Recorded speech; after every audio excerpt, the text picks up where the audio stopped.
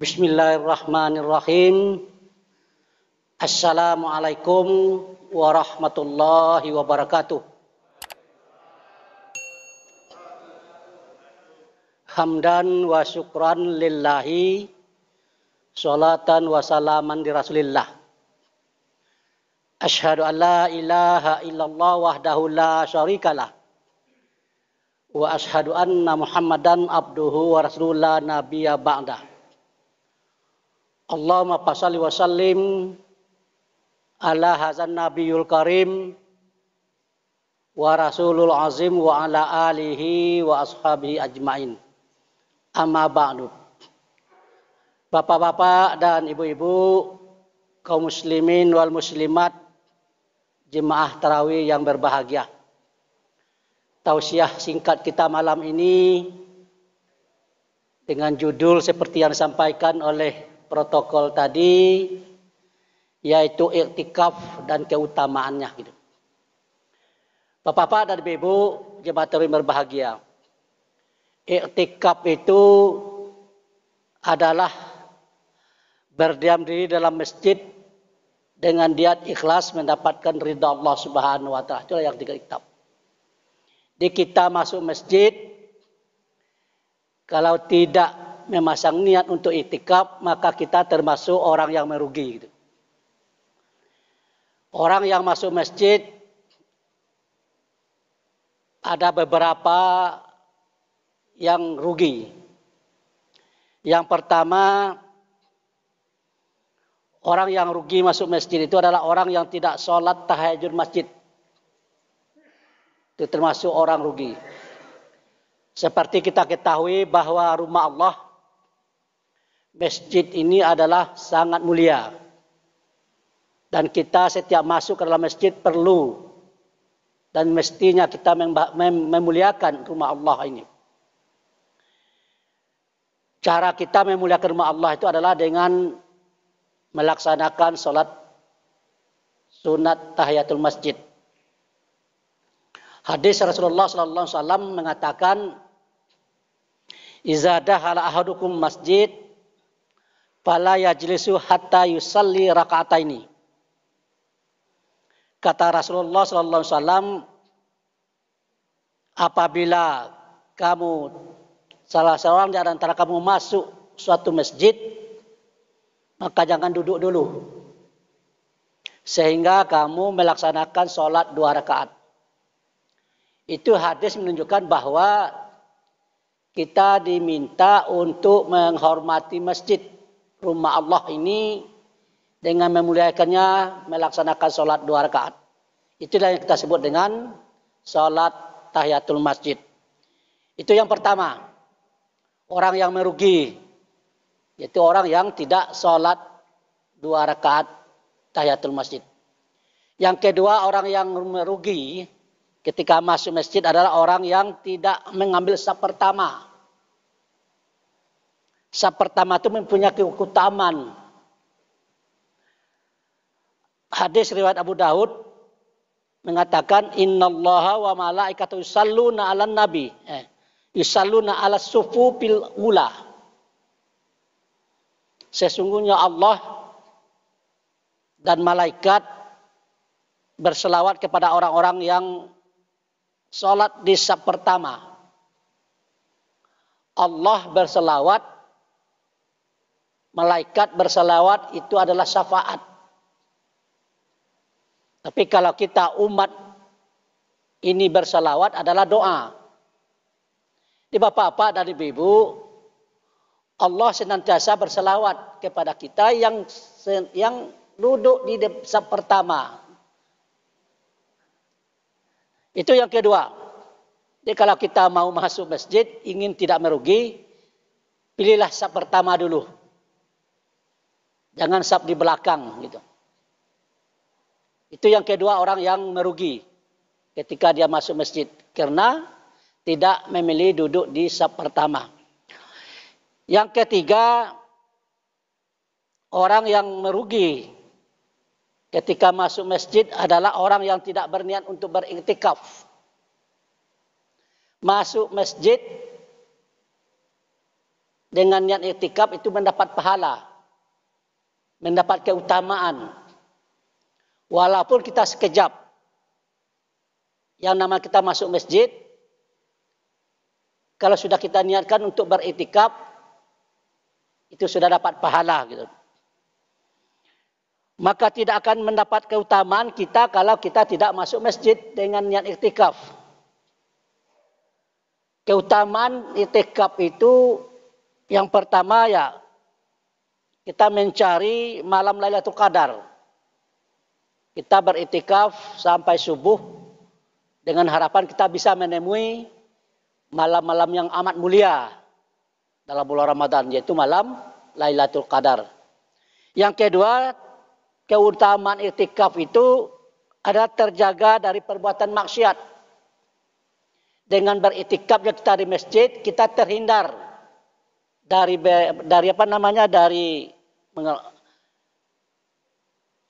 bergunjing, hibah. Kita terhindar dari pergaulan-pergaulan yang bisa menjebak kita kepada perbuatan-perbuatan yang dilarang oleh Allah Subhanahu wa taala. Yang keempat, memberi kesempatan kepada untuk mengevaluasi diri, mengintrospeksi diri. Itu diantaranya keutamaan yang kita bisa peroleh dari beriktikaf itu. Nah, Bapak-bapak dan Ibu jemaah tarawih yang berbahagia, selama kita beriktikaf dalam masjid, kita melakukan amaliyah, melakukan pendekatan diri kepada Allah Subhanahu wa taala. Muraqabah, muqarrabah. Yaitu mendekat diri kepada Allah Subhanahu wa taala dengan banyak berzikir, dengan banyak bertadarus membaca Al-Qur'an dan melakukan amaliyah-amaliyah Ramadan. Berzikir dalam arti kita membesarkan Allah, mengingat Allah Subhanahu wa taala. Membesarkan Allah Subhanahu wa taala. Kemudian kita di dalam beriktikaf itu kita akan melakukan muhasabah. Melakukan introspeksi diri. Menghitung-hitung kesalahan kita, menghitung-hitung dosa-dosa yang pernah kita perbuat. Dengan menghitung-hitung semua kesalahan yang pernah kita buat itu akan membuat kita menjadi orang yang berkomitmen untuk melaksanakan ajaran Islam. Berkomitmen untuk meningkatkan kualitas ketakwaan kita kepada Allah Subhanahu wa taala. Berkomitmen untuk meningkatkan pengamalan ajaran Islam. Sehingga kita menjadi orang yang bertakwa dengan harapan kita termasuk golongan orang-orang yang memiliki kualitas keislaman gitu. Ya ayyuhallazina amanu taqullaha haqqa tuqatih wa la tamutunna illa wa antum muslimun. Hai orang-orang yang beriman, bertakwalah kepada Allah dengan benar-benar bertakwa. Dan janganlah kamu mati kecuali dalam keadaan Islam. Al-Quran surat Al-Imran ayat 102. Nah, Bapak-bapak dan Ibu jemaah tarawih yang berbahagia. Untuk itu kita perlu meningkatkan kualitas keislaman kita. Sebab Bapak-bapak dan Ibu, kita lihat fenomena kehidupan masyarakat kita di mana-mana di akhir-akhir ini masih banyak kita belum berkomitmen dengan perintah Allah yang ada dalam Al-Quran itu. Masih ada kita yang memilah-milah dan memilih-milih melaksanakan perintah Allah. Perintah Allah yang ringan, cepat kita melaksanakannya. Patuh kita. Tapi kalau perintah Allah Subhanahu wa taala yang berat dan merugikan secara budaya ekonomi, kadang-kadang kita berpikir 7 keliling itu. Apa contohnya? Perintah Allah yang paling berat itu adalah mengeluarkan zakat, infak, sedekah, itu berat.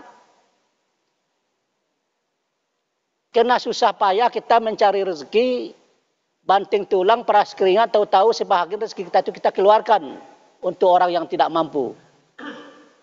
Itu kalau kita ukur dengan budaya ekonomi kita, itu paling berat itu.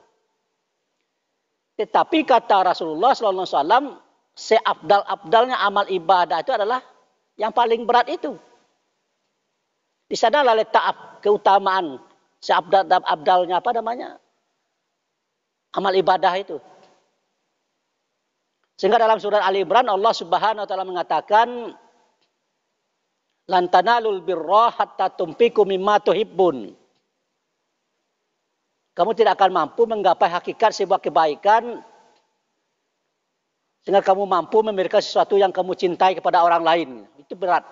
Memberikan sesuatu yang kita cintai itu kepada orang lain itu paling berat. Tetapi kata Rasulullah di sanalah letak hakikat sebuah kebaikan itu. Nah, oleh karena itu Bapak-bapak dan Ibu, jemaah tarawih yang berbahagia, dengan adanya muhasabah diri, menghitung-hitung keteledoran kita, kesilapan kita, kesalahan kita, dosa-dosa yang pernah kita perbuat, mudah-mudahan termotivasi kita untuk meningkatkan kualitas keislaman kita, termotivasi kita untuk meningkatkan komitmen pengamalan ajaran Islam itu sendiri. Kadang-kadang kita malu Bapak-bapak dan Ibu, kualitas keislaman kita sekarang kalau dibandingkan dengan kualitas Islam orang-orang sabiqul awalun itu zaman-zaman sahabat, malu kita. Di zaman sahabat ada seorang budak yang diangkat oleh Rasulullah SAW untuk mengundangkan azan yang pertama, Bilal bin Rabah. Dia adalah bisnis kalang budak yang pertama yang pertama sekali beriman dengan Rasulullah, beriman kepada Allah Subhanahu wa taala. Ketika diketahui oleh sang raja kafir Quraisy, Bilal bin Rabah mengikuti ajaran Muhammad bin Abdullah, diperintahkan untuk ditangkap. Ketika Bilal bin Rabah ditangkap dan diinterogasi oleh sang raja kafir Quraisy, hai Bilal, jika saya dengar engkau mengikuti ajaran Muhammad bin Abdullah. Jika tidak engkau tinggalkan, kau akan diikat dan diseret dengan unta sampai mati. Begitu ancamannya. Tetapi Bilal bin Rabah dengan kualitas akidahnya itu, dia berkomentar, saya rela mati diseret dengan unta ini yang namanya akidah saya, mengikut ajaran Muhammad bin Abdullah, tidak akan saya lepaskan dari hati saya. Begitu kualitas akidahnya. Kalau kita bandingkan kita sekarang Bapak-bapak dan Ibu, kita rela menggadaikan akidah kita demi untuk sesuap nasi gitu. Dan sebagainya gitu. Banyak kita yang hari ini mengadu kepada tandingan Allah. Percaya kepada dukun, percaya kepada arwah-arwah leluhur. Kita mencintainya sebagaimana kita mencintai Allah. Wa may yattakhizu min dunillahi andada yuhibbunahum kahubballah gitu. Betapa banyak orang-orang yang menjadikan tandingan Allah, mereka mencintainya dan sebagaimana mereka mencintai Allah. Ini suatu indikasi bahwa akidah kita sudah mulai salah kaprah gitu. Itu baru segi akidah, belum dari segi kejujuran seperti Umar bin Khattab menguji seorang anak gembala di tengah padang pasir itu untuk berlaku curang, tapi sang gembala itu berkomentar, wahai Tuhan, kita tidak ada siapa-siapa di tengah padang pasir ini, yang saya gembalakan ini bukan milik saya. Saya tidak berani. Di mana letaknya Allah gitu. Begitu kejujuran seorang anak gembala. Nah, kita bandingkan dengan kualitas kejujuran kita umat Islam sekarang, Masya Allah. Nah, gitu Bapak-bapak dan Ibu. Oleh karena itu dengan adanya kita bermuhasabah ketika dalam beritikaf di masjid ini, mudah-mudahan kita akan bisa meningkatkan kualitas keislaman kita. Mudah-mudahan kita bisa meningkatkan komitmen kita dalam mengkualitaskan pengamalan kita terhadap ajaran Islam gitu. Terakhir, Untuk itu perlu kita berhati-hati dalam bertindak, berbuat dan berucap. Sehingga betul-betul kita akan melahirkan perilaku yang baik, yang jelas pahalanya surga gitu. Dan jangan sampai kita melakukan suatu tindakan dan kesalahan-kesalahan yang bisa memviralkan atau mengujar kebencian dan segala macamnya itu. Itu sudah jelas dosa dan imbalannya adalah neraka. Innal abraru lafi naim wa innal fujaru lafi jahim. Sungguh orang yang menciptakan suatu kebaikan itu sungguh dia imbalan adalah naim, surga. Dan orang yang melakukan sebuah tindakan kesalahan, dosa itu adalah jahim, neraka jahanam. Nah, Bapak-bapak dan Ibu, jemaah berbahagia, barangkali dalam tausiah singkat ini, itulah kira-kira amalan-amalan yang bisa kita kerjakan di dalam kita melakukan iktikaf. Mudah-mudahan apa yang kita harapkan daripada keutamaan iktikaf itu dapat kita raih. Dan kita harapkan juga target daripada malam bulan Ramadan ini kita akan menjadi manusia yang berkualitas. Manusia yang berkualitas adalah manusia yang muttaqun, orang yang bertakwa. Insyaallah. Sampai di sini dulu, mudah-mudahan ada manfaatnya bagi kita semua. Wabillahi taufiq wal hidayah. Assalamualaikum warahmatullahi wabarakatuh.